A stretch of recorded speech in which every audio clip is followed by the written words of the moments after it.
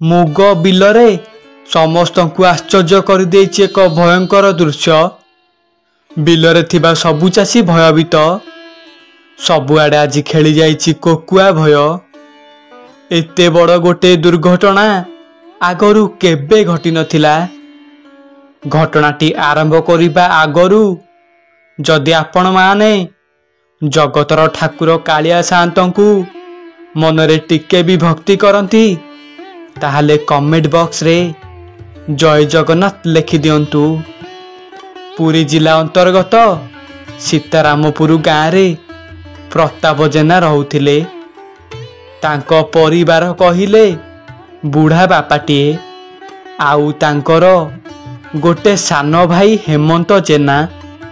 पिलाटी बेलरू दुई भाई माँ छेउंड हेई जाइचंती। सेई बापांको मुहं को चाइंगी ही सेमाने तांकर सबु किछि मानि आछंती। बाप पुओ तीन जण मिसी निज जमी रे चाष काम करंती। धान ठू आरंभ करी भेंडी जनी मुग बिरी सेमाने सबु करंती। आउ सेथिरु भल दी पैसा रोजगार भी करंती। सेइथिरे तांको परिवारटी खुशी रे चली जाए। किंतु हठात किना गोटे दिन बापा को देह बहुत सीरियस हेई गला। दुई भाई मिसी बापा को मेडिकल को नहीं आसिले। आउ डाक्तर बाबू चेकअप करी कहिले तम बापा को गोटे बहुत बड़ रोग हेइछि। 15 दिन भितर जदि ऑपरेशन न हुए बापा को कैंसर हेई जिवो। एक कथा सुनी प्रताप बाबू को पाद तलू माटी खसी पड़िला। आउ डाक्तर कहिले एई ऑपरेशन पाई पाखापाखि 3 लाख टंका खर्च हबो। एक कथा सुनी दुई भाई को मुंड किछि काम कलानी। पाखरे भी एते टंका न थाए। कौन करिबे कोउठु पैसा जोगाड़ करिबे बोली मने मने दुई भाई भाबिले आमे 3 लाख टंका करज करी आनिबा आउ बापा को भल करिदबा। आउ मुग बिरी सीजन आसिले आमे आमर सबु जमी रे मुग बिरी बुणी आमर सबु करज सुझीदबा। एमिति दुई भाई विचार करी 3 लाख टंका लोन आनी बापा को ऑपरेशन करी तांकु भल करी घर को आनिले। तापरे प्रताप हेमंत मिसी बिलरे मुग बिरी बुणिले। प्रताप बाबू मने मने भाबिथिले एई वर्ष मुग बिरी अमल करी आमे आमर सबु करज को सुझीदबा। किंतु तांकर एही इच्छाटा आजी सान भाई हेमंत माई माटी रे मिसी जीव बोली केबे भाबी नथिले प्रताप बाबू।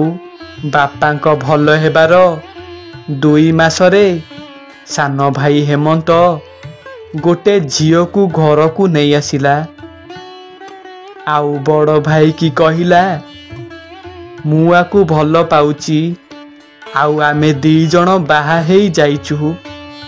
एमिति कथा सुनी बापा को मुंड किछि काम कलानी।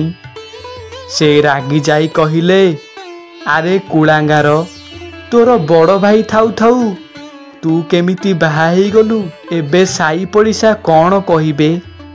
आउ तो बड़ भाई एबे आउ बाटरे मुंड टेकी चाली पारिबो तो। ठीक सेतिकी बेले प्रताप बाबू घर को आसिले। आउ हेमंत को देखि आश्चर्यचकित होई गले।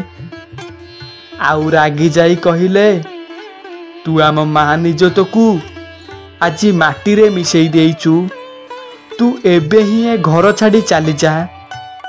सान भाई हेमंत सेतिकी बेले बड़ भाई मुहरे जवाब देई कहिला काहींकी बाहरी जीवी एईटा कौन खाली तो घर ना कौन। ए घरे तोर जेतिकी अधिकार अछि मोर भी सेतिकी अधिकार अछि। तू जदि चाहूचु मु ए घर छाड़ी चली जाए बोली ताहले तू ए जमीरू मते अधा भाग देई दे। ମୁଁ ମୋ ସ୍ତ୍ରୀକୁ ନେଇ ଚାଲିଯିବି।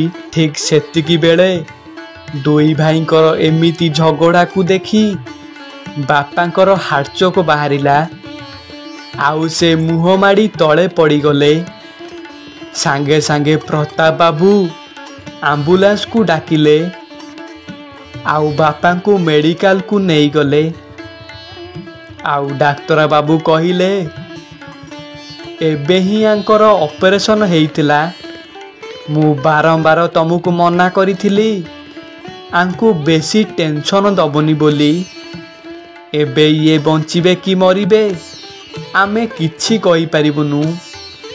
ଏମିତି କଥା ଶୁଣି ସାନ ପୁଅ ହେମନ୍ତ ବାପାଙ୍କୁ ଧରି ଭୋ ଭୋ ହୋଇ କାନ୍ଦି ପକେଇଲା।